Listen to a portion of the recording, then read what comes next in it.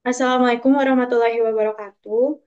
Pada kesempatan kali ini, kami akan mempresentasikan laporan akhir dari kegiatan kerja praktik yang kami lakukan di Pertamina Hulu Energi ONWJ dengan judul laporan pengembangan metodologi corrosion inhibitor pada kondisi switch source corrosion dengan metode linear polarization resistance atau LPR dengan saya Ahmad Feriska dan rekan saya Fadila Sania.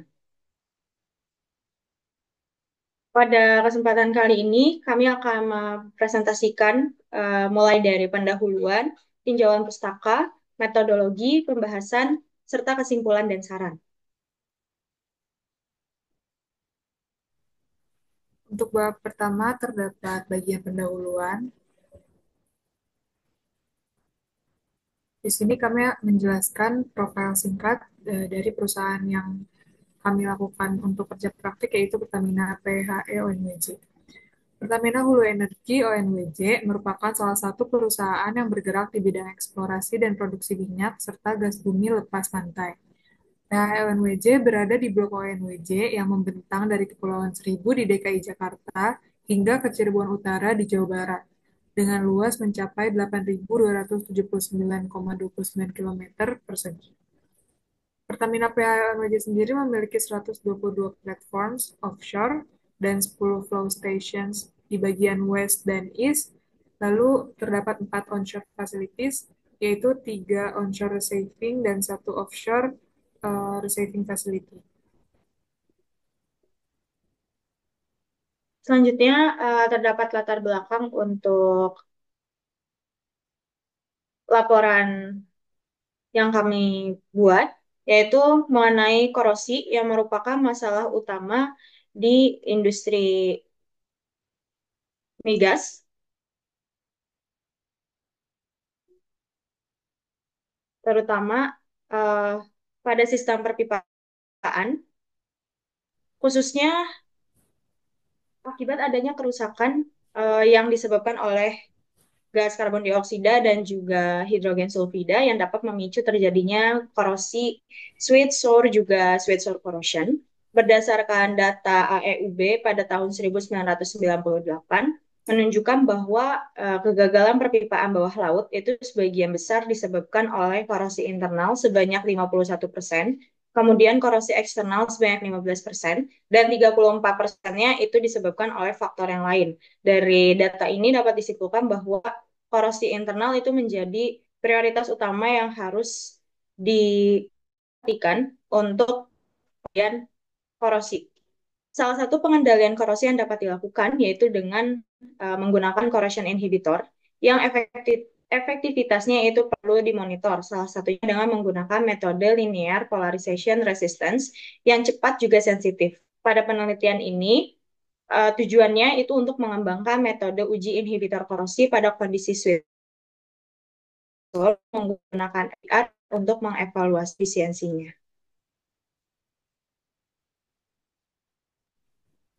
Untuk selanjutnya, dari latar belakang yang telah kami sajikan, kami menarik kesimpulan untuk menjadikannya sebagai rumusan masalah. Terdapat 3 bagian rumusan masalah. Yang pertama, yaitu bagaimana proses pengukuran laju korosi pada kondisi switch sour dengan metode LPR. Dan yang kedua, bagaimana efisiensi corrosion inhibitor yang digunakan berdasarkan hasil perhitungan menggunakan metode LPR. Dan yang ketiga, bagaimana laju korosi yang terjadi pada sistem yang mengandung gas CO2 dan H2S berdasarkan pengukuran menggunakan metode LPR.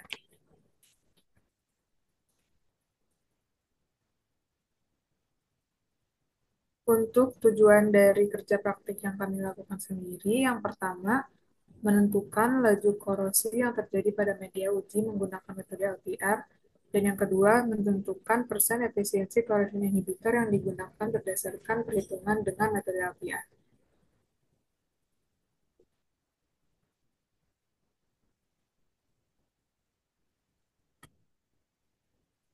Selanjutnya, terdapat manfaat kerja praktik yang telah kami dapatkan, yaitu memperoleh pengalaman kerja untuk mengasah skill dan kemampuan yang penting untuk kedepannya.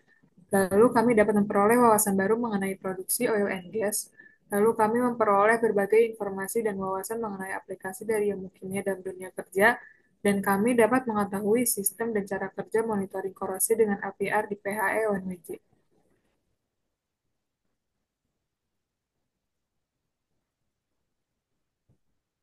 Selanjutnya, untuk tugas khusus pada kegiatan kerja praktik yang kami lakukan, berdasarkan latar belakang berupa aset integrity, yaitu menjaga aset seperti pipa peralatan proses pada produksi oil and gas, supaya dapat tetap berfungsi handal serta aman sepanjang beroperasional, serta perlunya corrosion management yang merupakan langkah preventif serta mitigasi yang salah satunya dilakukan dengan metode monitoring menggunakan FR. Maka dibuat Merchant menggunakan larutan uji sintetik brine yang kondisinya sudah disesuaikan berdasarkan analisis air di inlet lapangan X. Pemilihan lapangan X ini disebabkan karena semua fluida pada lapangan itu terpusat di lapangan X. Sementara untuk fokus utama dari tugas ini yaitu berupa untuk menghitung laju korosi dan efisiensi jenis X yang digunakan.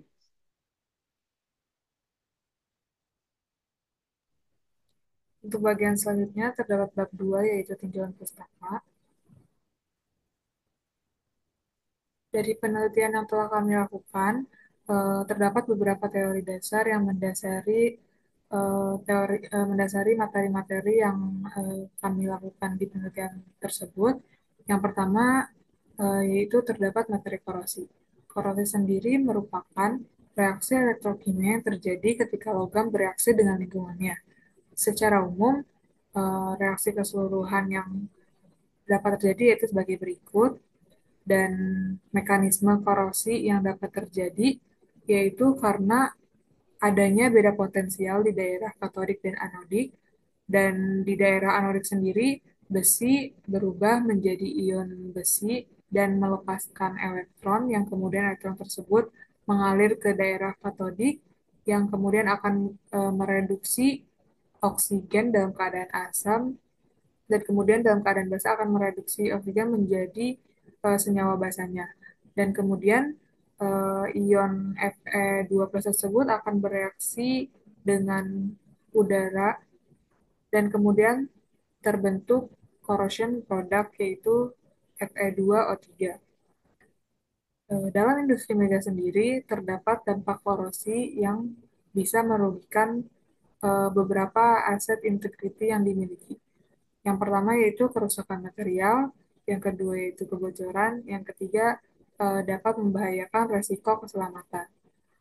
Dan tiga hal yang menjadi utama dalam terjadinya reaksi korosi yaitu adanya elektrolit, yang kedua adanya logam, dan yang ketiga adanya beda potensial. Tiga hal ini merupakan sesuatu hal yang disebut yaitu segitiga korosi.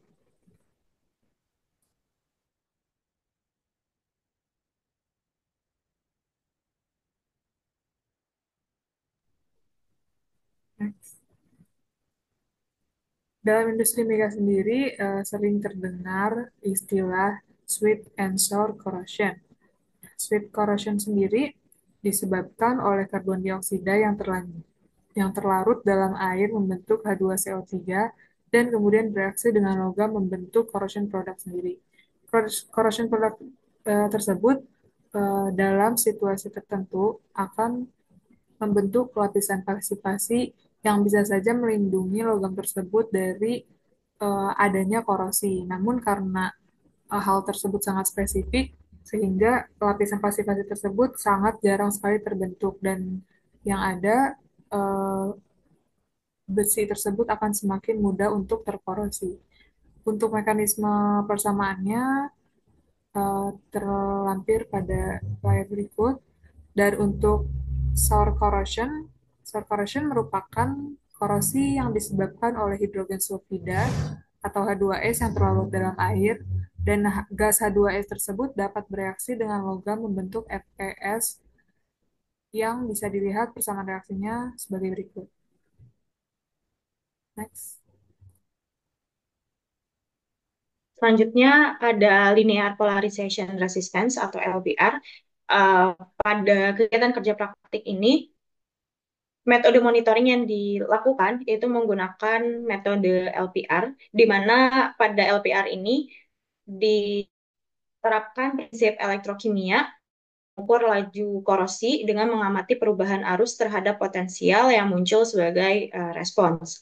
Pada LPR ini, pengukuran hanya berlaku di daerah linear, yaitu daerah ketika gangguan potensial yang diberikan itu tidak jauh berbeda dengan potensial korosi yang dimiliki oleh sistem, di mana potensial merupakan potensial ketika arus anoda sama dengan arus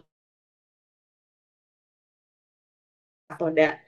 Pada pengukurannya itu harus ada daerah linear karena hukum Stern-Gerry yang menjadi dasar dari pengukuran LPR itu hanya berlaku di daerah linear saja. Jika sudah melewati daerah linear atau artinya ketika gangguan potensial yang diberikan itu sudah sangat jauh berbeda dari potensial korosi, maka pengukuran tidak akan akurat sehingga uh, tidak dapat merepresentasikan nilai laju korosi ataupun efisiensi inhibitor yang digunakan.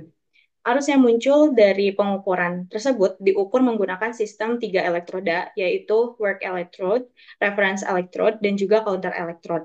Untuk pengukuran laju korosi itu ditetapkan standarnya pada ASTM G5997.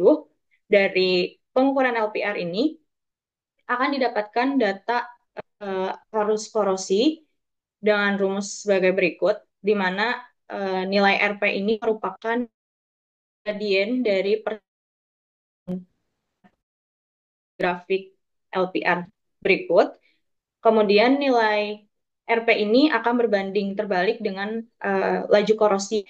Jadi ketika substansi kecil, maka laju akan meningkat. Sebabnya jika nilai laju korosinya, jika nilai resistansi polarisasinya itu besar, maka laju korosinya akan rendah.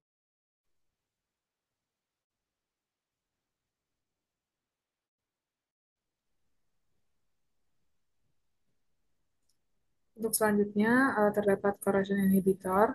Corrosion inhibitor sendiri merupakan zat yang ditambahkan ke dalam sistem untuk memperlambat atau menghentikan proses korosi pada logam.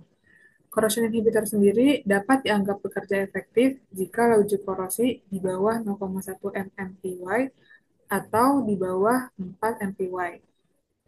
Dalam industri mega sendiri, corrosion inhibitor itu terbagi menjadi tiga bagian. Bagian yang pertama yaitu water corrosion inhibitor, yang berfungsi untuk mencegah korosi di sistem air atau minyak, terutama pada sistem yang banyak mengandung produced water. Dan yang kedua, gas corrosion inhibitor, yang berfungsi dan digunakan pada sistem aliran gas untuk mencegah korosi terutama dari gas korosif seperti CO2 dan H2S. Dan yang ketiga, terdapat gas lift corrosion inhibitor, yang digunakan pada sistem gas lift, yaitu sistem injeksi gas bertekanan ke dalam sumur untuk membantu menaikkan fluida produksi.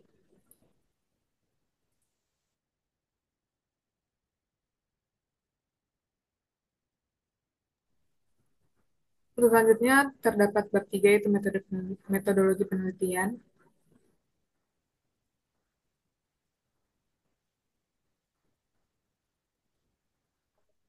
Untuk waktu dan tempat sendiri, kami melakukan kegiatan KP dilakukan selama 1 bulan, periode 10 Juli hingga 11 Agustus 2025, bertempat di gedung RDTX Square, Jalan Profesor Dr. Satrio, nomor 164, Jakarta Selatan. Dan untuk alat yang digunakan, yaitu terdapat perangkat uji bubble test, neraca analitik, termometer, kaliper digital, pipet volume, grinder polisher, tisu gulung, dan pH meter.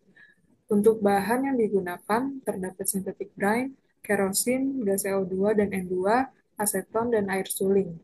Dan untuk cara kerja yang kami lakukan untuk pengujian corrosion inhibitor dalam metode LPR, yang pertama, eh, untuk membuat komposisi sintetik brine, yang kedua membuat komposisi asam asetat dan natrium sulfat, dan yang ketiga melakukan uji bubble test, dan yang terakhir melakukan pengolahan data.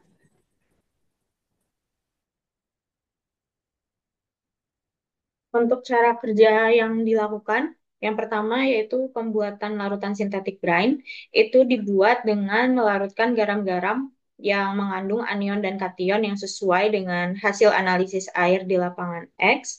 Kemudian dilarutkan ke dalam 2 liter air untuk mensimulasikan kondisi sebenarnya pada lapangan.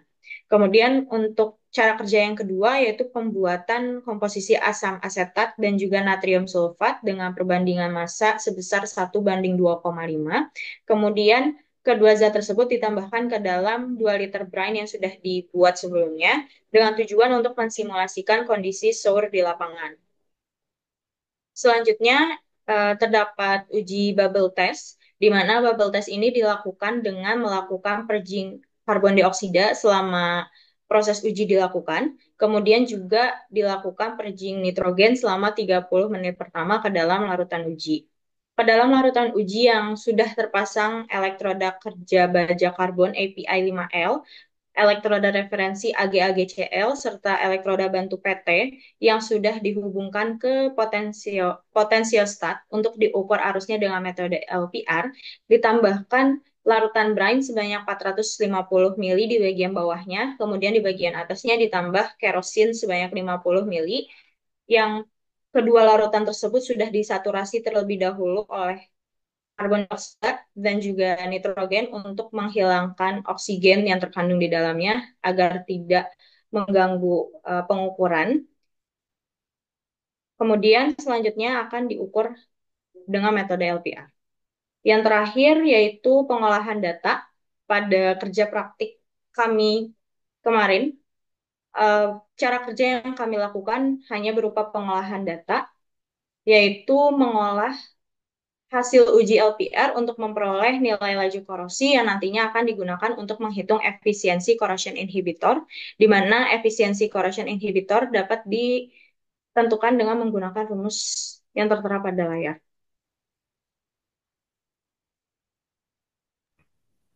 Untuk selanjutnya, terdapat bab 4 yaitu hasil dan pembahasan.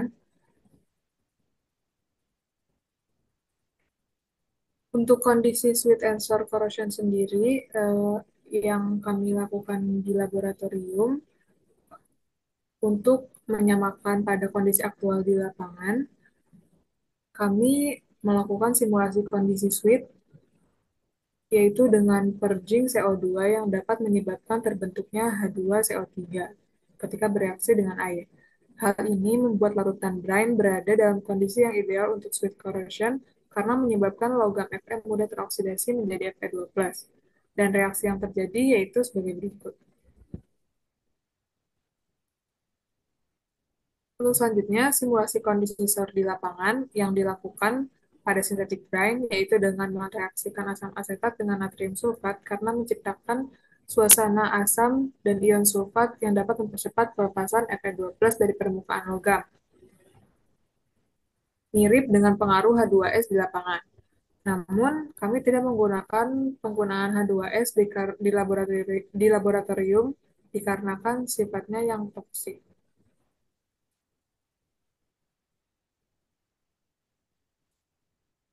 Selanjutnya untuk uji pH itu dilakukan pada 3 kondisi yang berbeda, yaitu pada awal ketika brine belum diperlakukan purging CO2, kemudian setelah 30 menit purging CO2, dan juga setelah 20 jam.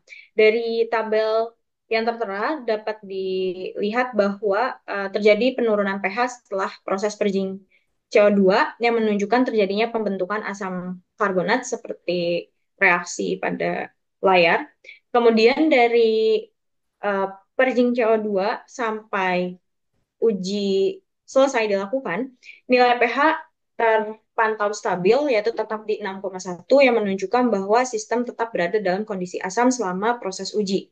Hal ini juga menandakan bahwa tidak ada anomali yang diakibatkan oleh purging nitrogen, di mana purging nitrogen ini dapat menyebabkan terbentuknya senyawa NH3 atau NH4OH yang bersifat basa, di mana ketika nanti bereaksi dengan besi, maka dapat menyebabkan terbentuknya besi hidroksida atau FeOH2 kali yang menyebabkan terbentuknya lapisan pasif yang menyebabkan pengukuran uji ini seperti menunjukkan adanya efisiensi corrosion inhibitor. Padahal sebenarnya corrosion inhibitor yang digunakan ini belum tentu efektif, sehingga menyebabkan hasil pengukuran yang semu. Untuk selanjutnya, kami melakukan uji LPR, uji corrosion inhibitor, selama 20 jam dan data yang dihasilkan dari hasil pengukuran LPR sendiri itu dalam bentuk corrosion rate. Dan kemudian dalam grafik Excel, corrosion rate tersebut dialurkan terhadap waktu sehingga diperoleh grafik yang tertera pada layar. Untuk 2 jam pertama itu disebutnya pre-corrosion yang untuk 2 jam setelahnya disebutnya setelah itu keadaan ketika sesudah diinjeksikan corrosion inhibitor. Tujuan dilakukannya pengukuran selama 20 jam sendiri itu dilakukan karena untuk melihat daya tahan lapisan inhibitor terhadap pelepasan corrosion inhibitor akibat gaya geser aliran yang tinggi. Karena jika durasi uji yang dilakukan terlalu singkat, hasil yang diperoleh beresiko tidak merepresentasikan kondisi sebenarnya, karena inhibitor mungkin belum sempat terlepas dari permukaan logam.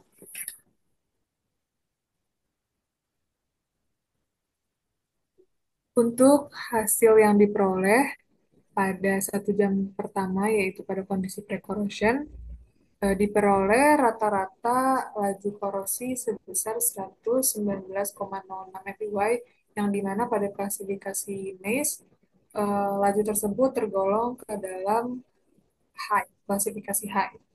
Dan ketika setelah diinjeksikan corrosion inhibitor, rata-rata yang diambil pada pembacaan 1 jam terakhir, yaitu diperoleh laju korosinya sebesar 2,91 mPy, yang dimana pada klasifikasinya sudah tergolong ke dalam klasifikasi moderate atau yellow. Sehingga dapat dikatakan bahwa corrosion inhibitor yang digunakan sudah cukup efektif dalam membentuk lapisan pelindung di permukaan logam, sehingga korosi dapat dikendalikan. Hal ini diperkuat dengan diperolehnya persen efisiensi corrosion inhibitor, yaitu sebesar 97,56, yang sudah memenuhi KPI dari PHLNWJ itu sendiri.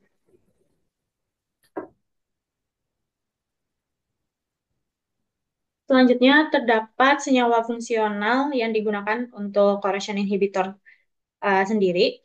Pada kegiatan kerja praktik ini, corrosion inhibitor yang kami gunakan itu pada umumnya berbasis senyawa amina yang termasuk ke dalam jenis inhibitor organik.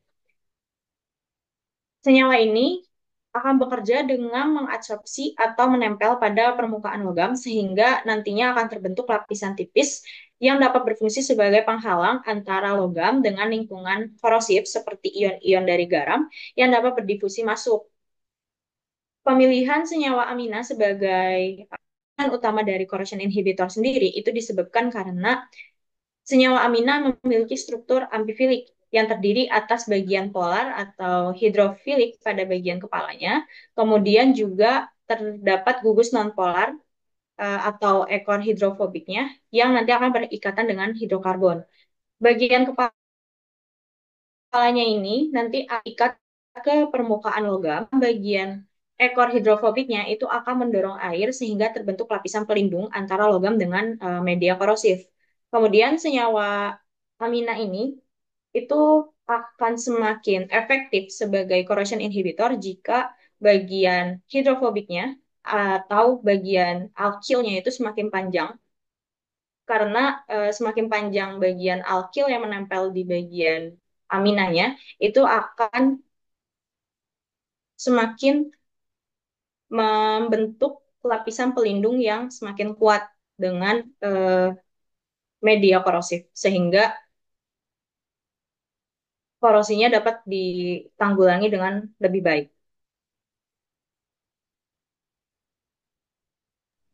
Untuk bagian yang terakhir terdapat kesimpulan dan saran. Next.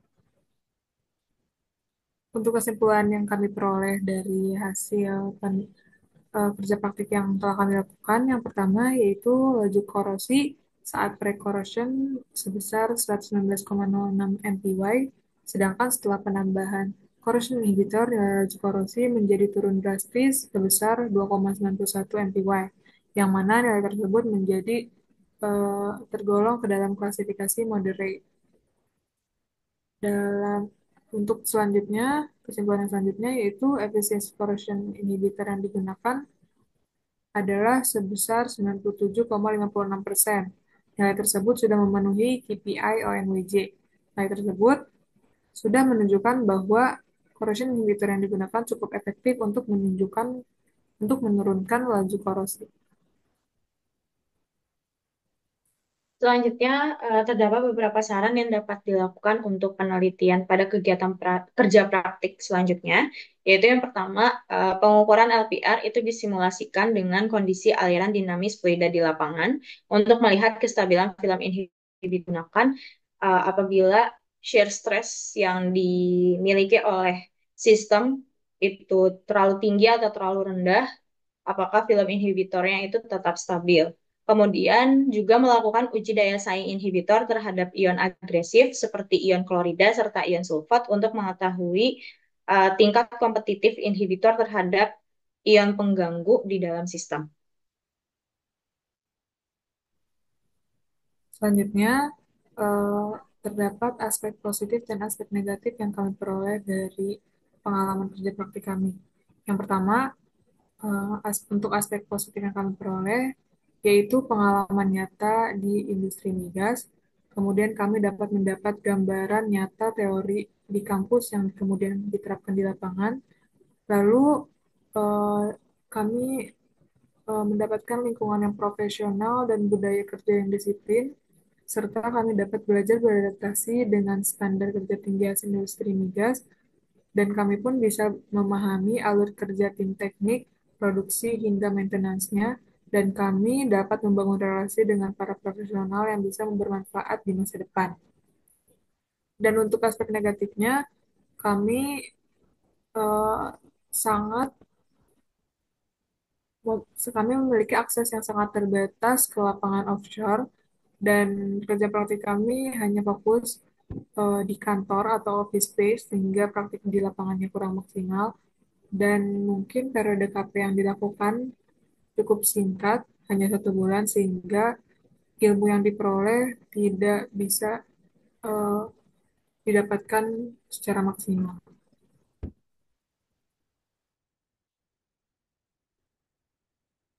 Kemudian ini ada beberapa referensi yang kami gunakan dalam penyusunan laporan kerja praktik.